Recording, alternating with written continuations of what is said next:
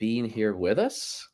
A couple of you have hopped in. We'll hang out and chat. Hey, if you are in here and you've never made an account on the Playback website, you can do that. You can interact in the chat with that. So then we can interact. We can do listener questions.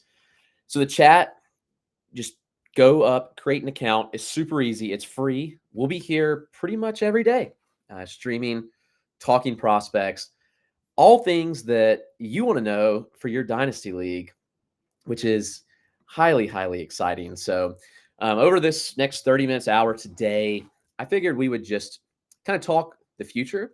Some of you now know that this is my full-time gig, and I'm really, really excited about that. And also, we're going to be expanding the site. We're going to be doing a lot of cool things with the Dynasty Dugout, and I can't wait to kind of share that with you today. So we'll do all that. I'll answer any prospect, any Dynasty questions that you have, and we'll just have a good time today. Tomorrow, we will begin our team-by-team prospects. We'll break down film. We will look at players' data, which I think is huge. So all these things are, I think, really important when talking about prospects, and I just can't wait for you to be a part of it. If you're a first time in the room, thank you for being with us. Like I said, if you're a visitor, create a simple account. You can comment in the chat. We'll do listener questions here shortly. But I'm really excited to share with you about what we're doing, where we're going, and what the Dynasty Dugout's going to look like this year. So we'll go ahead and dive in with that. It's been a couple minutes. We have 13 of you in here, which is awesome. It's a 1 o'clock on 1 Eastern on a Monday. So thank you for being with me. This will be a podcast feed as well. Not sure if I'll post this one or not, but we will certainly see how that goes, and we will see what the questions get like, and we will do it. Right now, I don't think my mic is working, which is crazy. I've been sitting here talking. I've had my microphone off. There we go. Are you hearing me? This is a great way to start because I switched over to the microphone now and not the MacBook. The MacBook's weird. Hopefully, it's a lot more clear now at this point because I did not have the microphone on. Love it. But anyway, here we go. So today's my first day doing this full time. It's kind of been a transition the last month of leaving my full-time job to do this. So like, I feel like I haven't even been like as consistent as I wanted to like this month. And then we had the flu in our house, and I'm still recovering. I hope I don't sound bad, but dude, I don't know. Like, I'm just like dead every day. Like at night, I'm going to bed at like 10 o'clock. It's wild. Like my body just can't catch up. But anyway, side point. So where are we going? Nothing's really changing with the Dynasty Dugout. I mean, it's still my baby. It's still my bread and butter.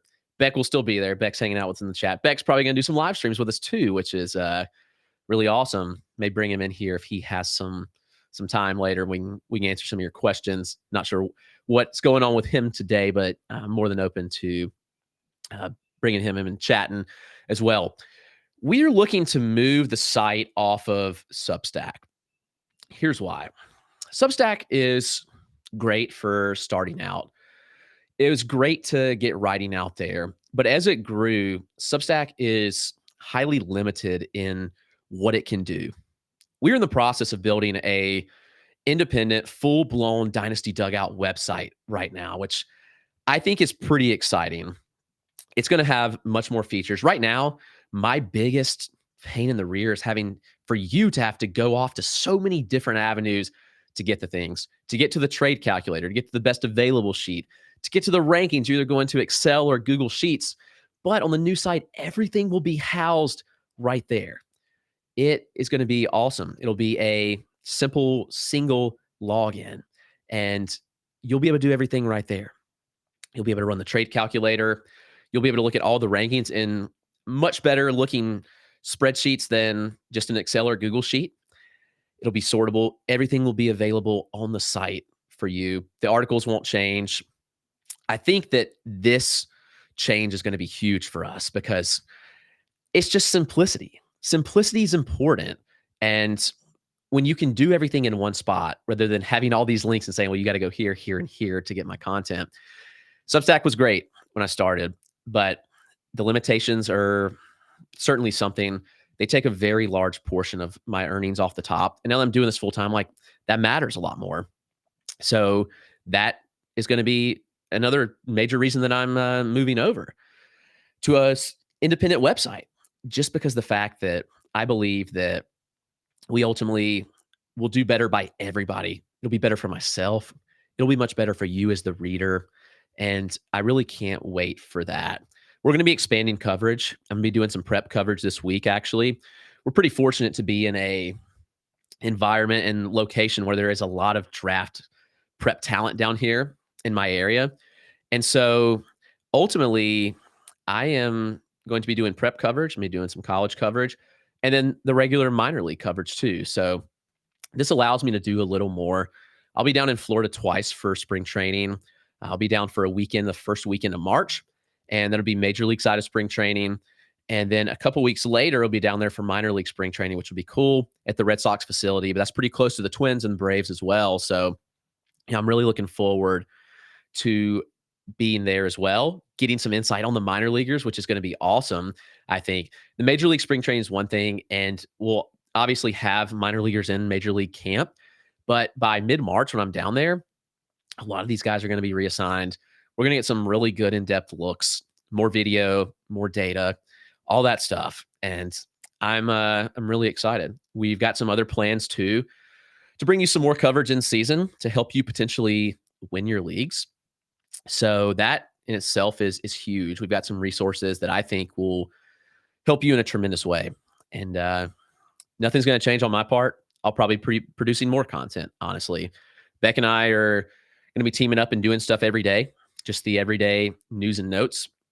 We still have to chat a little bit more and work out more details, but we did talk about the idea. Beck has mentioned to some of you that he's going to do the 3 things to know from every minor league day, pretty much. So that will be good. We'll still do the Dynasty Digest, which will be awesome. But on days that I go to games the night before, Beck is going to do the Dynasty Digest some of those days, and I'll do live look coverage, articles that are embedded with film, like data readings, all that stuff. And I think that that'll be pretty crucial. We're going to be building out the YouTube. I hope the YouTube will just be a incredible library of resources for you, of film. I've been pretty slack on it, but I have, like, if I could show you my desktop, which I probably could, it's just littered with film. Like it's ridiculous. So I have a lot more film to get on the YouTube that I haven't. And then obviously I'm gonna have time to be more diligent about after every game, just being able to cut up the film immediately in post. So that in itself will be pretty big too. So pretty much everything stays the same except more coverage, which I hope that makes your membership worth it. Like, you guys are the reason that I can do this. It's not because of anybody else other than your support. So I thank you for that. And I hope that every single day I make this worth your penny. Not penny, but your couple bucks a month, your coffee per month. And I really do value that and appreciate that. It means way more than you know. It really does. So I'm going to do some new things with the studio in here. I'm hoping to bring some live guests in here, get some prospects to literally come to my house in my home studio and literally just talk the game. We'll see how that goes. But I'm working on a couple right now to get on preseason, and then we'll see. Like, obviously, I've got access to Greenville right here. So hoping to be able to bring some guys like literally live and just do this thing together. I think that that'll be really cool and exciting. So I'm rambling a lot, but I think there's a lot of cool things coming. I think that my coverage is only going to get better. I think my knowledge is only going to get better. And I really believe that the Dynasty Dugout can potentially be one of the premier dynasty and prospect platforms out there. And I kind of believe that it already is, but my goal is to only make it better. So that will be huge. Spec says, I'm rambling. Everything you said has been wicked exciting. You're right. I mean, it's going to be awesome. Clegg's going to mess around and get picked up by a team. No, that's honestly not my aspirations. Like, I love being able to, choose where I live, which sounds really stupid. And I love being able to produce the content that I want to produce. And I talked to a couple of teams this offseason. I had people reach out, and I'm not going to pass up those opportunities to talk to a team. I would never do that because I think building contacts is a huge part of this industry.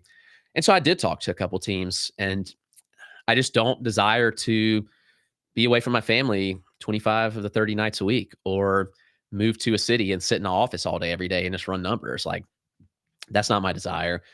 My desire is to produce great independent prospect and dynasty coverage that is for you guys. I hope that I've made things easy to understand. Like, we talk about data, like I put a lot of data into my write-ups.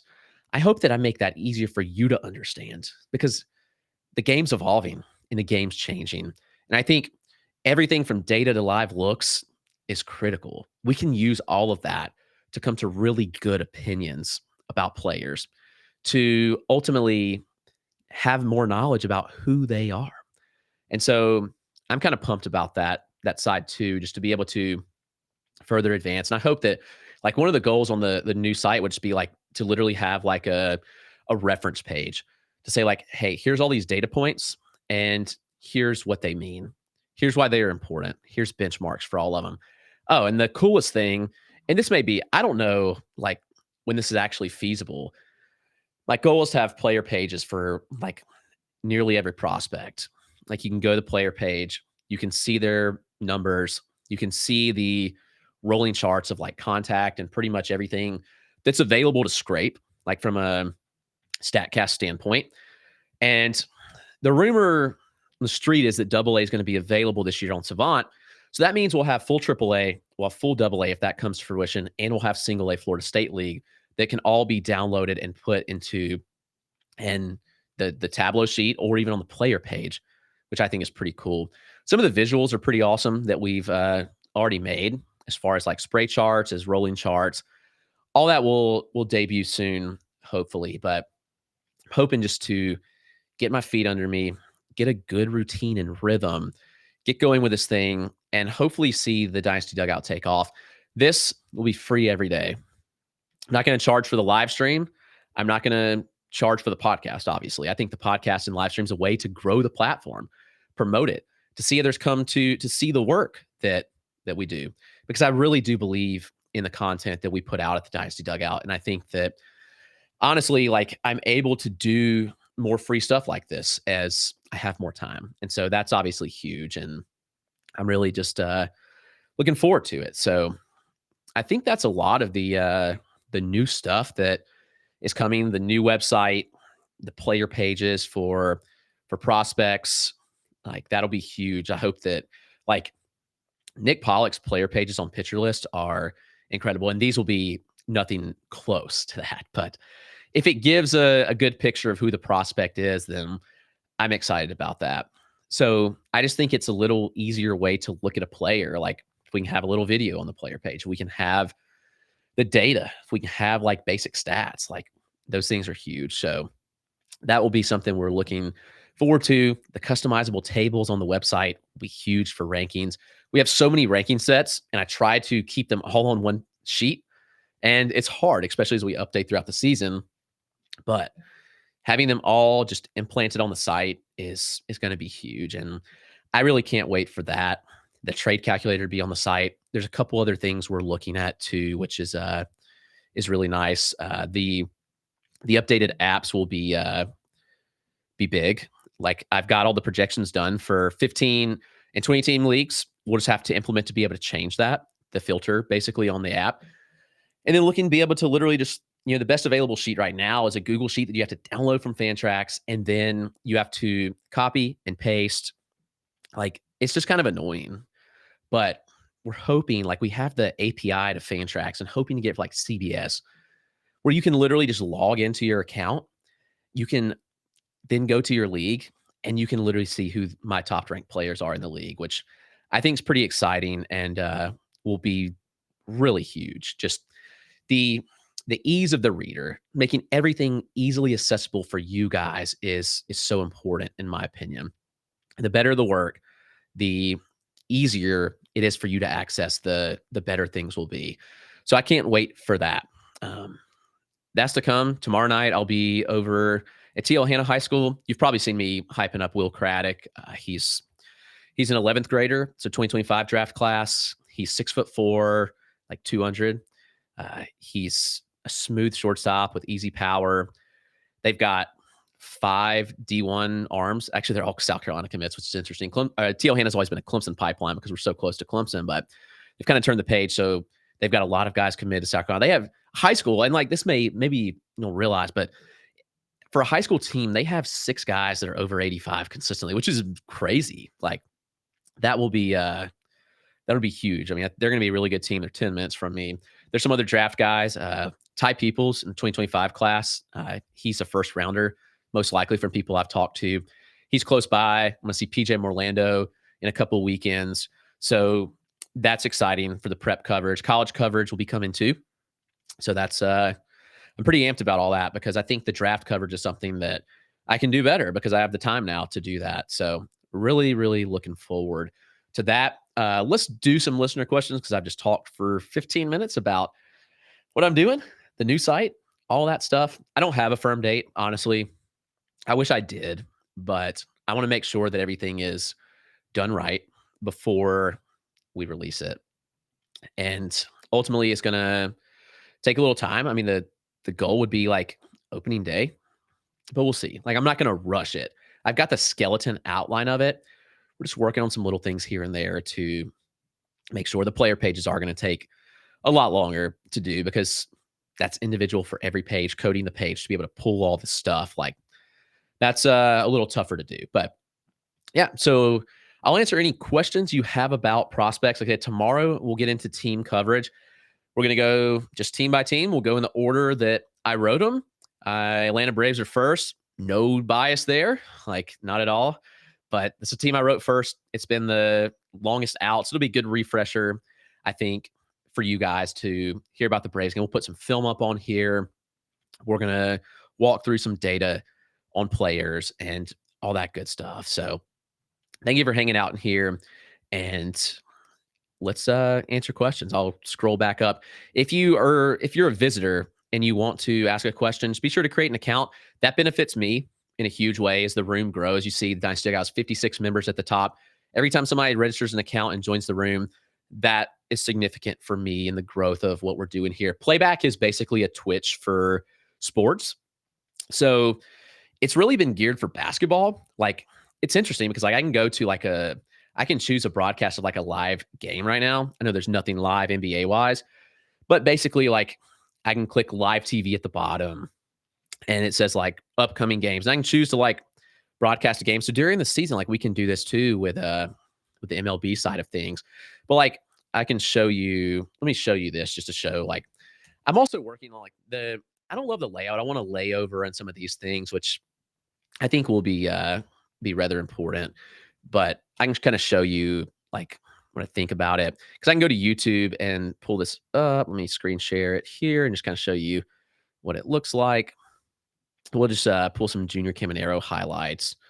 And there's an ad for Roback, who I'm trying to get to sponsor this because I think their clothes are awesome. So I'm trying to get them to sponsor.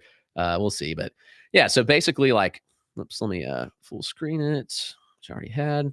Yeah, so basically like we can sit here, we can watch highlights, we can talk the games, which is huge. And during a live game, like it's literally just like, I'm like broadcasting the game. Like we can bring you guys on to, I look at Caminero making a play at shortstop. They say he can't be a shortstop. I said he can't be a shortstop. What is this?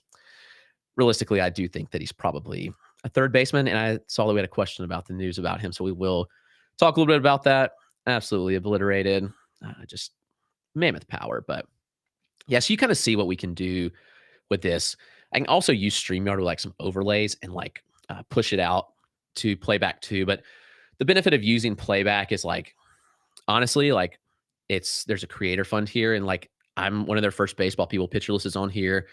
And one of their other first baseball people, which is really cool. So I'm kind of honored to be a part of that. Let me see if I can find some of my like own Junior Caminero film because like I've got some good video of him when he was down here in Greenville, whiffed by the third baseman. I don't even know who that was. I don't even know why that was a highlight, to be honest.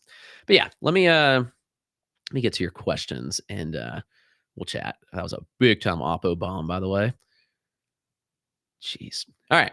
So, Brett Graham, thanks for being in here. He said, Chris, is it able to view the results of all the various mock drafts you organized? Yes. So he's have a startup dynasty soon. I would like a ballpark on each player. I participated in one mock, and I'd love to see the full results. Yeah, let me, should be in the rankings and resources tab. And if not, I will fix that and drop the link for you right here because that is fully completed. I probably didn't promote that as good as I should have. It was just during a busy time, like a busy season. Oh yeah, it's fully up. Let me just make sure that's the right sheet, and I'll drop it over to you just so you can see everything. Yep, this is it. So I'm dropping this in the chat for you, Brett, and you can find it on the rankings and resources page too. But yeah, you just click that, and there's a spreadsheet at the bottom. It's got all the leagues. I'm hoping to get more leagues. So if you've like done a startup dynasty draft like over the last couple of months, and it's like relatively similar scoring style, like we did this like OBP, I think saves holds, but like if it's relatively close, I love to use it. You can download the full draft results on Fantrax, and like I honestly think like that'll make the ADP like even better. So that's obviously important in itself. So yeah, I think there's like 12 leagues there. Probably get a decent idea of where players go. But also I do think that, you know, if we get more, we get a little deeper. That's big of itself. So a lot of you commented, congrats. Thank you. Like I said, it's not without your support. And I want you to know that I absolutely appreciate that more than you know. So thank you for that. Maxauce0824 says, who's your favorite prospect right now that people are not talking enough about? It's a really good question. I think we live in an age where I would say it's harder than ever to find like prospect sleepers because, you know, I'm not going to like people promote a prospect and then everybody kind of jumps on that prospect. Like, it's like, oh man, like, well, Jeff Ponce like pushed this guy. So like everybody does that, like just pushes that guy too. And so I think it's really hard to find that guy. So I think you have to search a little bit deeper, like in the prospect side of things, like who could make a big jump. I know there's some hype on some of these guys, but I still think they're a bit undervalued. I have this tier like in the 175 to 180 range, and it's Rainer Arias, it's Robert Kalaz, the Rockies, and it's Yofre Rodriguez of the Brewers. Rainer Arias with the Giants. I failed to mention that. But all three of these guys, I think, have major breakout potential. They could soar up list significantly this year. Arias was off to a spectacular start, and he ultimately had an injury. It was never announced. It was a shoulder injury. Not good, but young kid. I think that he can bounce back from that and be fine.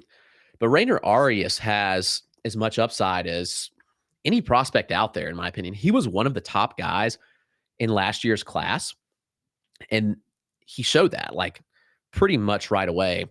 Found some good film of him from Roger Munter, who covers Giants prospects. He does that really well. So he has a lot of good film out there on YouTube. And so there is some stuff on Rainer Arias. I'll throw that up. But he is somebody that I do think has the potential to really jump pretty significantly if possible. I got to find a way to make a playlist. I'm going to do that just to be more efficient with this. So it's not like he looks a little smaller in this video, which is interesting. But I believe that some other film I've seen, like he's looked really good. So that was a line out to center.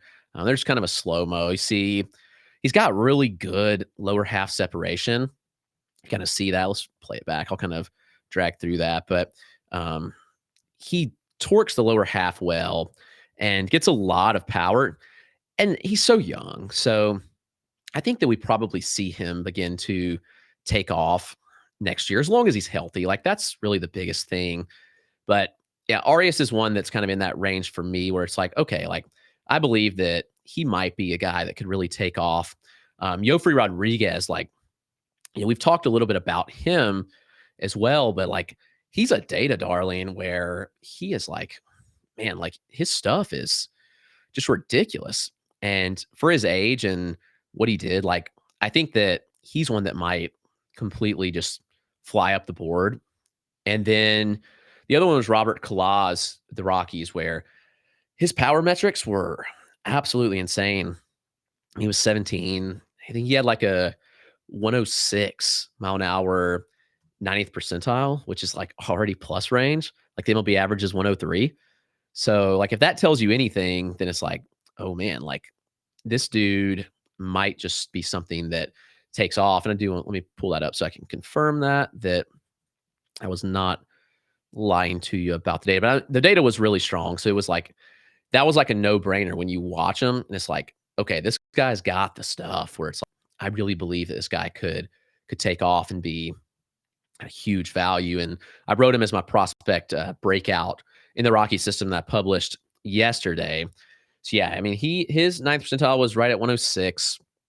Chase rate was right at MLB average or minor league average, excuse me. And the contact rate, well, fine, like it was like 72%, which is okay. You can live with that, especially at a young age. So the tools are there for all those guys. But if you want a little deeper, like go deeper and kind of see who I'm targeting, I think a lot of the deeper guys are probably like FYPD guys or like last year's FYPD guys that didn't take off. So like Emmanuel Bonilla is one with the Blue Jays. He's still actually, I think he just turned 18 actually, but he's got a massive frame. He's got big time raw power. And I think that he's one that's going to probably pop off this year and break out. Rafael Ramirez is another one that signed last year with Cleveland. He's got a really strong feel to hit.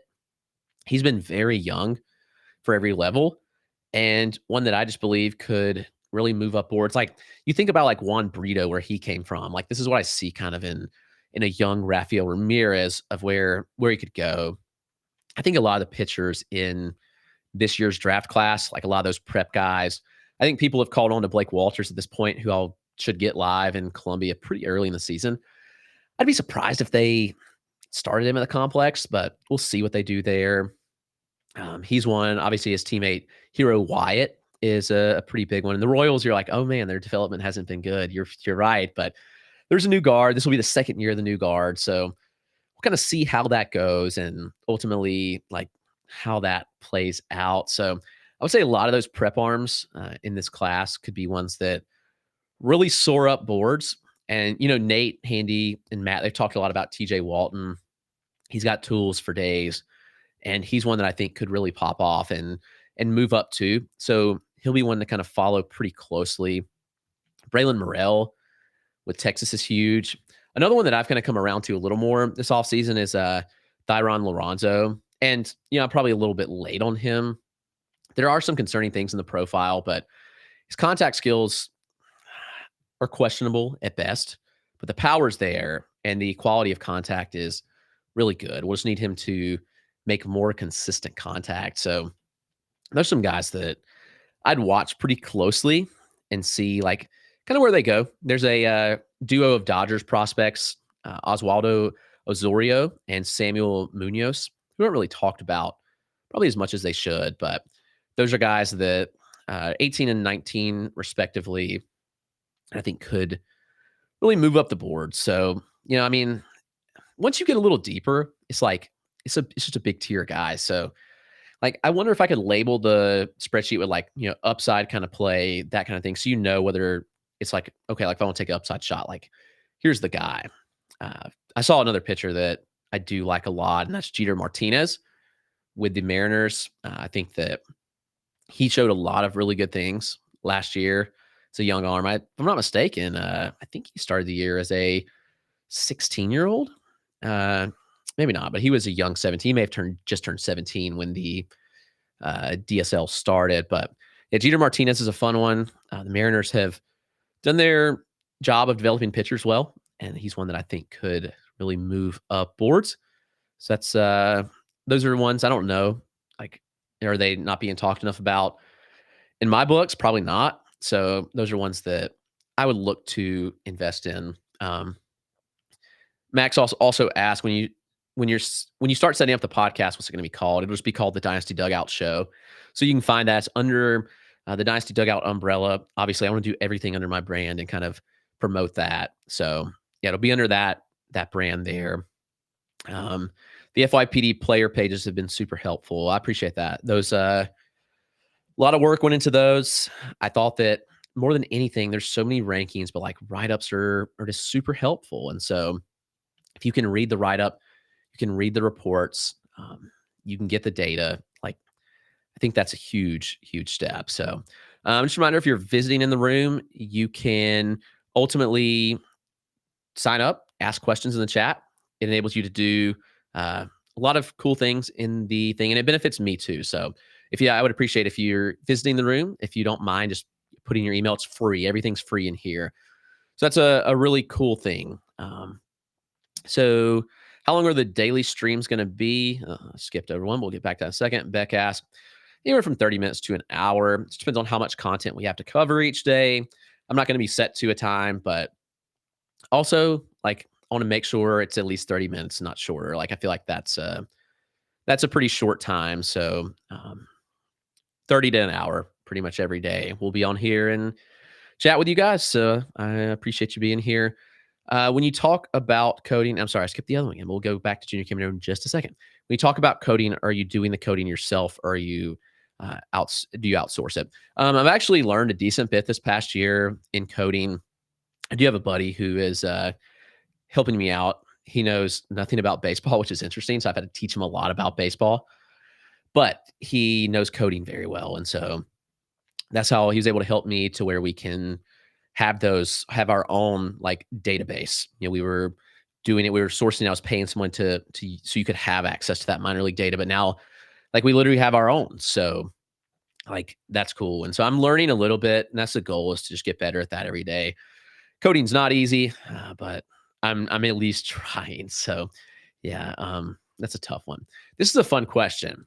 What do you think about the Tampa Bay Times coming out with the Junior Caminero news, saying that basically he may not start the year in the majors? I'm kind of sad to say, like, I'm not shocked.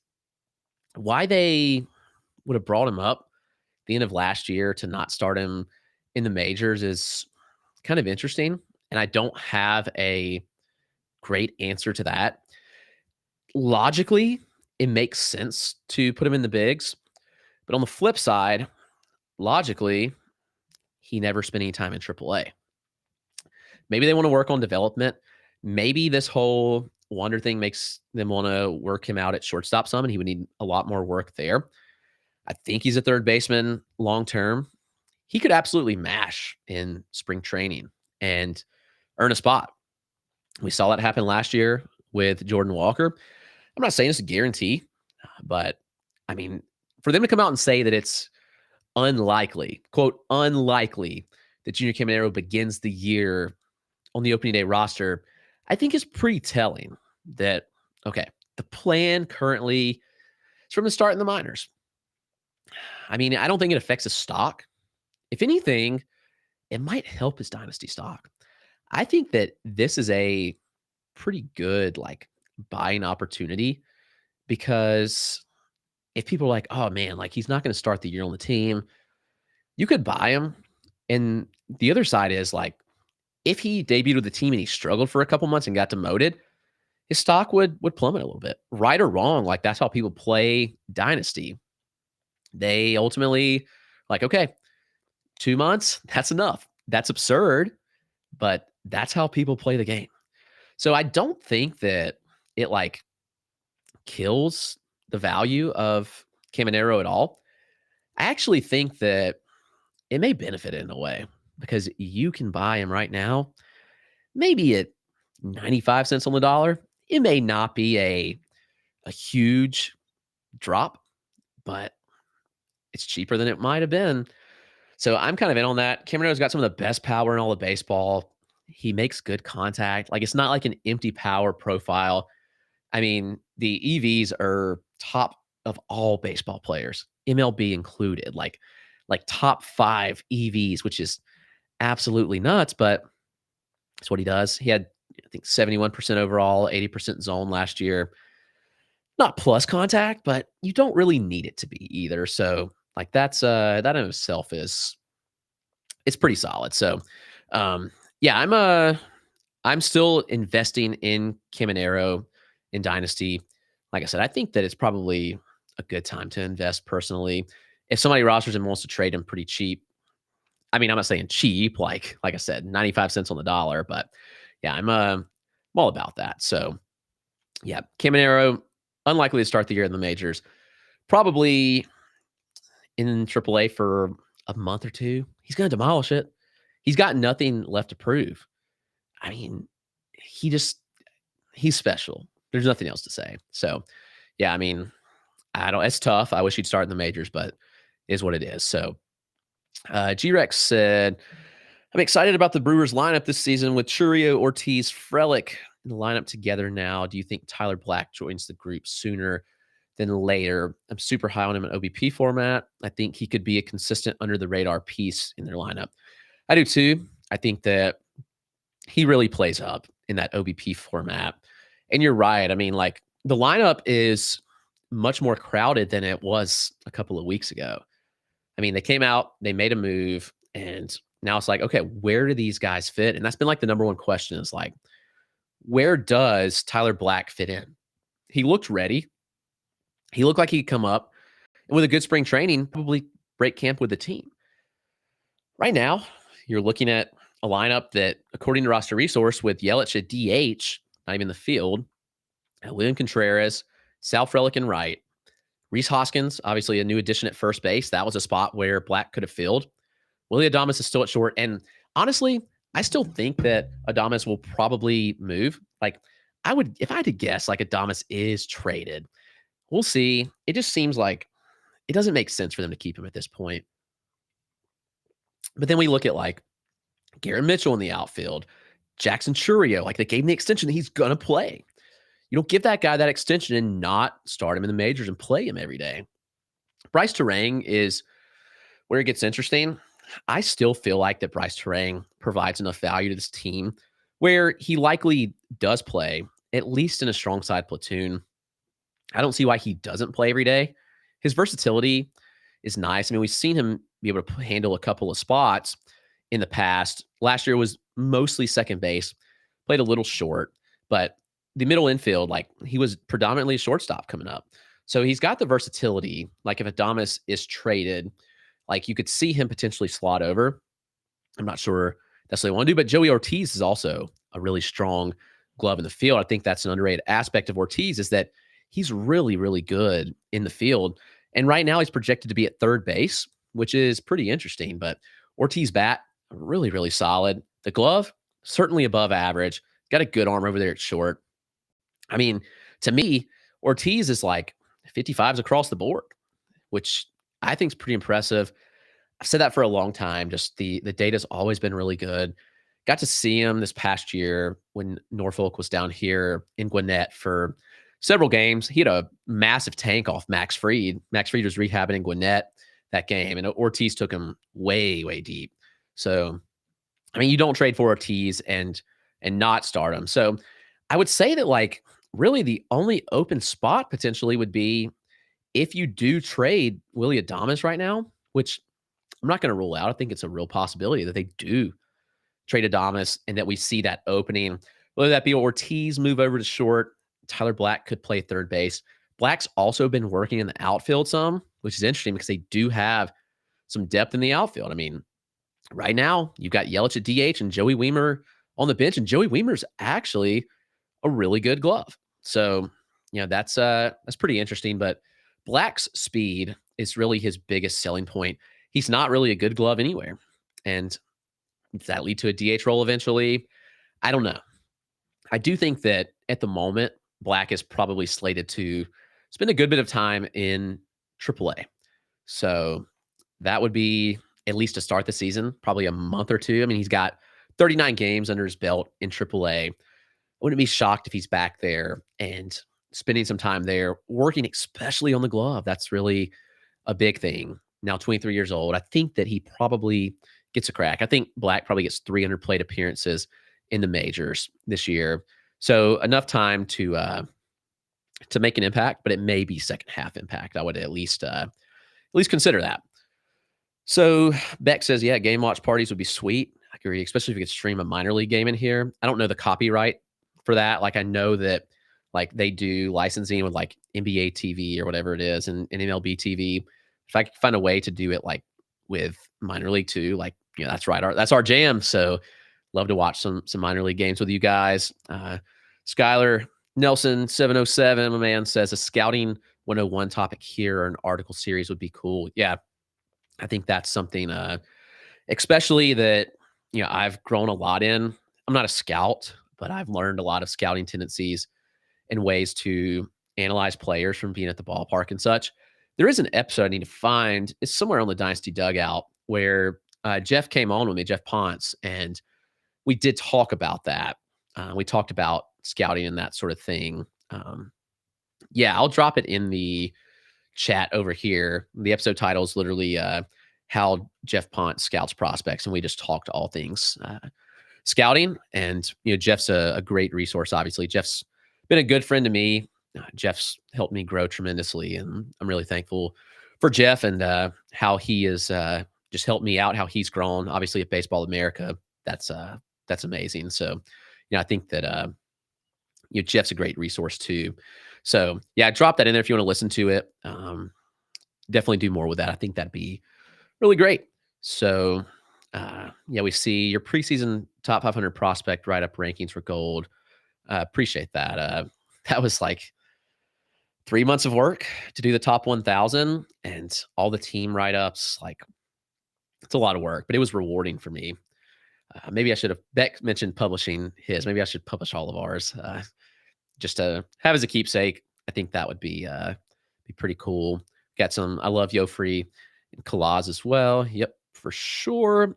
We've got another question. The org is high on Arias. Yeah, Skylar's a Giants fan, so he's well connected there. Project G Wood, he says, does your willingness to draft a guy like Skeens with your first round FYPD change as the league size gets smaller? Yeah, I do think in a general sense that it does, because the smaller the league, the more likely you are to be able to pick up players. So pitchers are risky. Pitchers pop up every year too. And while pitchers with Skeen's talents don't grow on trees, I still think that you can recycle guys and find those prospects that you should pick up. And I think that the shallower the league, it is all about upside, but the upside I'm taking is with bats. It's not with arms as much, because if you trust your ability to find those pop-up pitching prospects, which happen every year.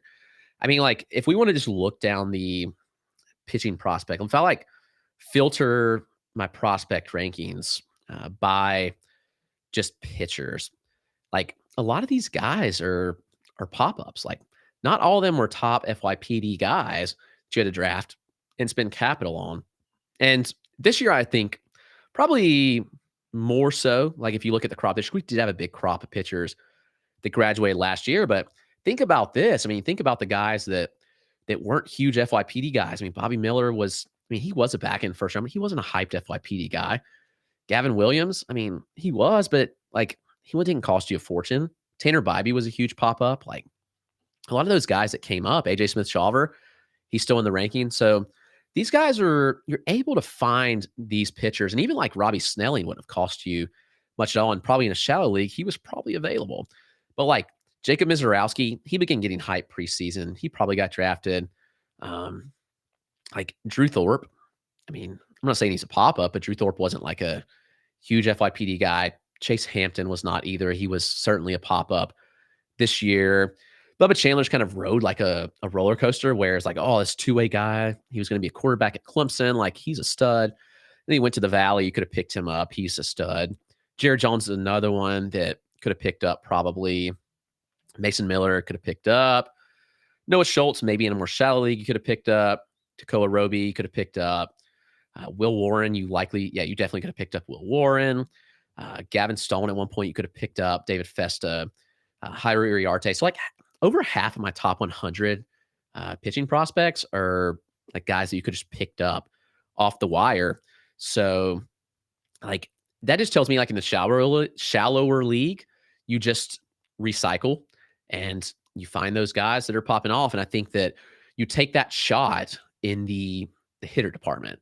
So like if you have a pick, obviously if Skeens falls, you take him as talent levels there.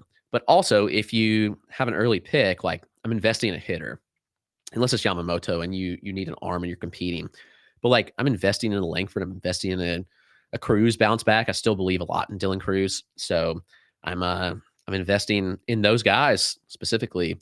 So if you can, like I hope that makes sense. But yeah, the shallower the league, the more pure upside shots you take. And I prefer to build around hitters because pitchers do pop up much more often. This is a fun one. What do you think about Joendry Vargas? Well, I'm glad you asked because Joendry Vargas is one of my favorite prospects and has been for some time, dating back to last year. He was my number 2 international guy, if I'm not mistaken. He was at least top 3. Like that frame just so intrigued me. The swing, the power potential was like, golly, this guy. He was a huge signing, $2.08 million. But when you get an athlete that's 6'4", 175, and he's going to the Dodgers org, like that's pretty significant. So he hit 7 home runs, had 20 extra base hits, 208 plate appearances last year, slash 328, 423, 529. So really good stuff. The athleticism showed he stole 19 bases. So still good power speed. That may tail off if he fills out the frame some, but I mean, to me, he has really strong plate discipline. He makes more than enough contact. He had one of the lowest chase rates in the DSL. He walked 30 times, struck out just 31 times. When he does when he's not walking, puts a ton of balls in play. And ultimately, I just believe that this guy could be a 25 home run bat, steal you 10 to 15 bags, and be a really solid average OBP type guy. I mean, 300 is a lofty expectation for somebody that's his age. It's 18. It's only been the DSL, but what do the Dodgers do with him? We've seen them be aggressive. They skipped Josue de Paula from the complex and straight to full season. And while I think most are down De Paula, like I'm not at all. I thought De Paula, what he did was pretty solid, and there's still a lot to like about De Paula. I don't know if Vargas starts at the complex or in Rancho Cucamonga. We shall see, but yeah, I'm a big Joendry Vargas fan. Heavy invest for me in a dynasty league. Yeah, so we've got some other comments like the upside high floor would be interesting on the rankings. Yeah, I mean, that's pretty easy to do if I can just go through the spreadsheet, kind of add that in. Jeff Long added some Jeter Martinez context there, turns 18 later this week. So yeah, he began last year as a 17-year-old and then turned 18 just before the season started. So he was a young 18 during the season. Prospect Times, who I really loved their work. So this is good info here. Thank you. Check out their work. Assuming this is the Prospect Times that does Rangers coverage. So if you want good Rangers coverage, certainly check that out. It's pull up the Twitter handle, the X handle, whatever it is, so we know for sure, because I do want to certainly give a shout out. It's at Prospect Times. Really good Rangers coverage out there. So I would say if you want insight to Rangers info, go there. Check out the prospecttimes.com and Prospect Times on X, Twitter, whatever you want to call it. So Michael said, can I join? I'm not sure what you mean. Anybody can join. If you're talking about the room, anybody can join in here. If there's something else you'd like to join, let me know. If it's a Dynasty Dugout, we'd love to have you. So that would be awesome. Whatever, I'm happy to help however I can there.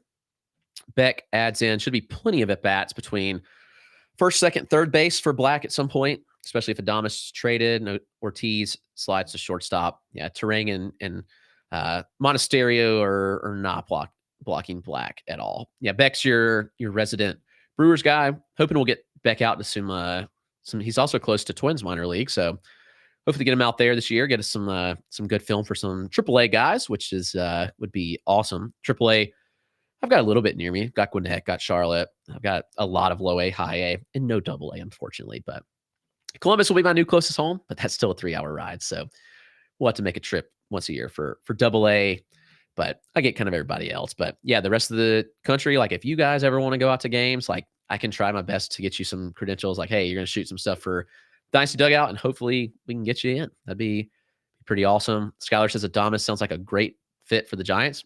Yeah, I mean, they need somebody, I believe. So, yeah, that would be interesting. I'm not really sure what that trade would look like, but yeah, I'd be curious to see what they could come up with. Reducing Juice, our man from First Pitch Arizona, he says, no question, just cheese. He is the number one cheese fan. If you don't know who Cheese is, that's Damiano Palmigiani from the Toronto Blue Jays. Something happened at one of the games and one of the AFL games, and one of the announcers accidentally pronounced his name Parmesan for some reason, or Parmigiani or something like that. And apparently the whole dugout just shouted cheese after they said that. So it kind of stuck, and like a lot of people were just like big cheese fans that week when we were out there at the AFL. So that would be a lot of fun. So got a couple more questions that I will hit. As an Astros fan, this is GREX12. As an Astros fan, I saw a few mock drafts where Walker Martin was supposed to end up the 28th pick. Yeah, Martin was like honestly, like that was a perfect fit. Like the Astros, like analytical side, but Bryce Matthews was also an analytical side. I'm not overly worried about Matthews' debut, and I'll tell you why in just a second. I've always liked Walker Martin more.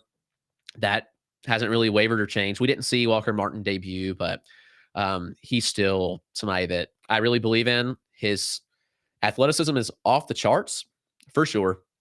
He was, if you go to Loden Sports, Matt Pajak does athletic testing on athletes, baseball, football, and they grade him on like a scale of 10, and Martin literally broke the scale. Martin was a three-time state champion quarterback at his high school. He hit 20 home runs and hit like 647 his senior year.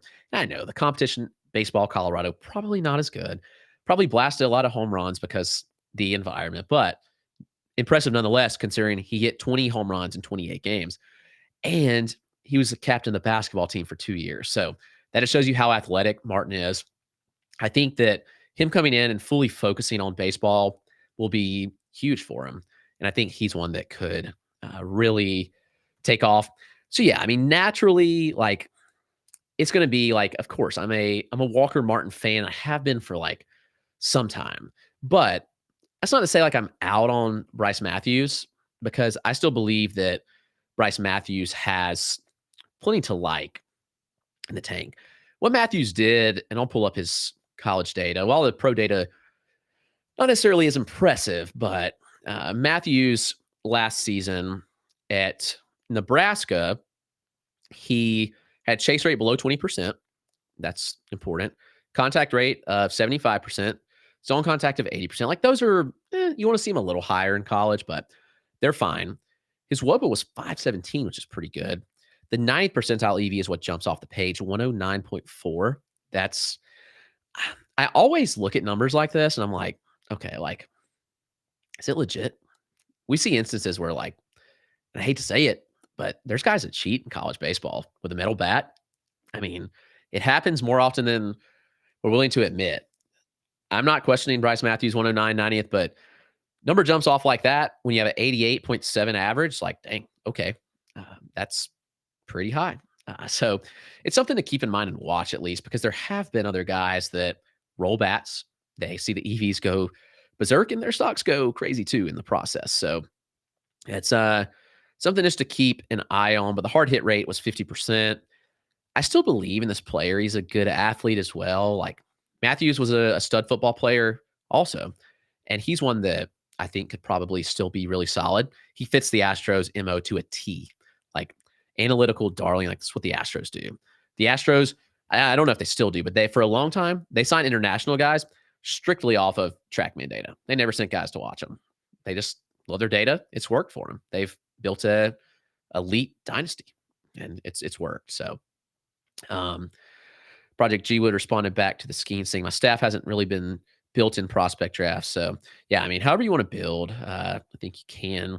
Prospect Times comments, Langford is the one to get for sure. Yeah. I'm curious if you got to see Langford any last year, he was not around my area long enough. Like he was going so quick. And I mean, Texas does have affiliates over here, and I'll have a new Texas affiliate next year. I hate it for Down East. The Kinston community is a small community that's really passionate about the Down East Wood Ducks, but they're moving to Spartanburg, which is about 25 minutes from me in 2025. Brand new stadium and complex, which is pretty cool. So I'll have Hickory and I don't know what they'll be called, Spartanburg, the Wood Ducks, but the Rangers single A, which is going to be a lot of fun too. So can't really wait for that, but I am very excited about the season to start. If you cannot tell, Skylar mentioned Yoendry Sanchez as a player that excites him as a Giants fan.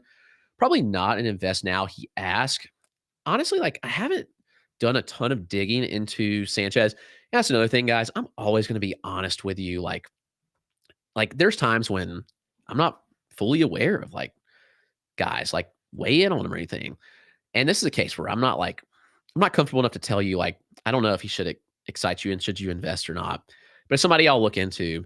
And this was the case like last year with Jefferson Rojas. It was like, okay, this guy's skipping the complex. And it was like, yeah, I'm not really familiar with this guy because he didn't do a lot in the DSL. But I was like, I'll figure it out and get back to you. Got to see him a lot. He's with Myrtle Beach. So saw him. I actually have a trip to Myrtle Beach coming up in mid-April. So I have a week-long coverage down there for Myrtle Beach. He'll be with Kannapolis. I'm hoping Noah Schultz is still there at this point. But yeah, I'd watch Yoendry Sanchez. I'll check out a little more and see. I know he was last year's international class, but haven't seen too much on him personally. Beck says he's jumping on with Joe Arico, who's awesome as well, tomorrow to do the Brewers fantasy preview. You should certainly check that out. I think his podcast is Fantasy or MLB Fantasy Today. Maybe I've jumbled the words, and I apologize, Joe. If I did, reducing juice is, yeah, you got a Cactus League, just saying. So, yeah, anytime you want to go to the Cactus League, I got you, man. Like, that would be awesome to have some coverage there, get some film there. That would be fantastic. G-Rex said, I'm very glad that Lindsey Crosby of Locked On Prospects recommended you for Dynasty. Absolutely. Lindsey's a great guy. He's a great friend, and he does a great show every day. And I hope that, Lindsey has done one of the only daily minor league shows for a long time. And I hope that this is like, we can join and work together, because I do think that growing the passion and love for minor league baseball is huge. And Lindsey does an awesome job. You should check out his show every morning, Locked On MLB Podcast, or Locked On MLB Prospects Podcast. Yeah, let me make sure I say that right. So check that out. Follow Lindsey's work, because he does really good stuff. He's the play-by-play announcer for Auburn, so you get some good looks at SEC guys too, which is really cool. And yeah, I'd highly recommend Lindsey's work as well. Skylar mentioned I have the Aqua Socks and the Rainiers. Happy to go get video. Couture, I hope I'm saying that right. Fred Nats in Salem. Yeah, that's a pretty good area actually of some pretty good pipelines. I know they've moved the guys that are pretty talented pretty quickly, but I do think that Salem's gonna have some good talent to start the year. Obviously, having priority coverage with like the Red Sox right here in Greenville, like I think that Salem's gonna start off the year pretty good. Greenville's gonna start the year pretty weak, if I'm right on the predictions of kind of how they shake things out. But yeah, Salem's fun. Fred Nats are a lot of fun. I saw them last year. Saw them with Yarlin Susana. They had Elijah Green, which disappointment. Never got to see Dylan Cruz. He wasn't there long, and they were never down this way. So, yeah, that anybody else seen Zach Beach from Coastal going 450, 110 EV? Dude, Coastal always produces some studs. They produced Eric Brown Jr. They won a College World Series, which is crazy to think, but Coastal's a legit program, and they pump out some really good talent. So they always have some draft guys to watch out for every single year. So yeah, Zach Beach, certainly one to watch. I have not seen that bomb, but I'm going to find it right now, because that's some mammoth shot. If he, oh yep, here we go. Jeez, yeah. They always have guys that have like really not traditional swings. I'll pull it up and show you guys actually. And his swing's interesting. His setup and everything, pretty interesting to watch. But yeah, let me just share this, because this is a big boy. Oh, you play with him in high school. That's awesome, man. That's it's really cool. So I'm I'm sure that's really neat to know somebody like that and see them have success is huge. Yeah, here it is.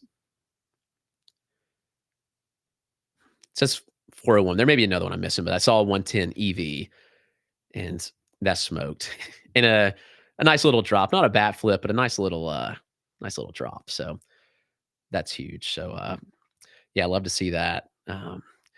Yeah, that's we've hit the 2 o'clock mark. Thanks for hanging around today. I will wrap up with a couple of questions. We have another couple on here. Jeff Long adds Shaniel Arias, kind of a dark horse to pull a Henry Lane. Yeah, I think Arias did some really good things in the DSL last year to keep a really close eye on. And Yankees have had really good development. I think that ultimately he's one that could pop off. And the Yanks develop the pitchers and they trade them. It's interesting, but it's how it's worked. Prospect Times, very impressed with Langford. Get some photos in Frisco this season. Yeah, and I'm curious. Pop it in the chat. Do you think he starts? Do you have any intel of whether he starts the year in the majors or not? Because I'm curious if that's actually like on the table or not. I know that obviously Langford was on the taxi squad during the World Series, and they were ready to call him up when Adelise got injured. Decided not to go that route, but I think they show pretty good value in Langford and think that he's pretty ready. But I could go 50-50 whether he starts the year in Texas or in Frisco. If you have any insight, feel free to drop it. I think that'd be really helpful. EVB, very loyal member of the Discord, always chiming in with chat. Been struggling with Matt Shaw and saw that Beck included him in his Q&A article. What do you say to someone hesitant to take him early in an FYPD guy or FYPD over guys with seemingly higher upside? Who would you say like has more upside that like maybe a Max Clark or a Colt Emerson per se? I don't have a problem like going that direction. I just think Matt Shaw is like does everything really, really well. And last year we saw that. I mean, absurd contact skills at Maryland, 83% contact, 88.5% zone, 20% chase. So all those numbers show like plus plate discipline, plus contact at least. He had a 91 mile an hour average EV, which is huge. He had a 107 mile an hour 90th, which with wood, that's going to drop a little bit, but the numbers were still really good. Even if it drops 3 miles an hour, like he's still looking at least league average power with development still to come. So I think that Shaw just does a lot of things well. And that's not even factoring like he's going to run. Like he's not the fastest guy, but man, he's the most efficient base stealer. If I'm not mistaken, I need to look and confirm. I think he was only caught like one time in his collegiate career. I'm going to look and confirm this because it was something like really crazy. Okay, maybe I'm thinking of somebody else, but Shaw was successful 37 times and caught 9 times. I don't know who I'm thinking of, but this past year, it was 18 steals, 1 caught stealing. In the Cape Cod League the summer before, it was 21 stolen bases and 3 caught stealing. So, really good rates there. So, like Shaw to me looks like a 2020 type bat, and he's going to give you a really high floor. He's going to get on base a ton. He's going to have a lot of run and RBI opportunities. So, I'm a big Matt Shaw fan. I understand taking more upside on him. Like, if you want to go that route, like, no, that's more than fine. So, I can argue that all those guys are in the same tier.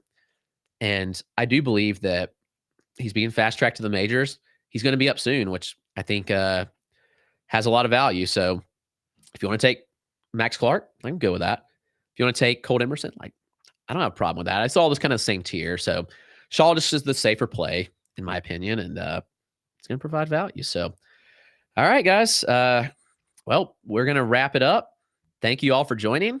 Thanks for all the comments.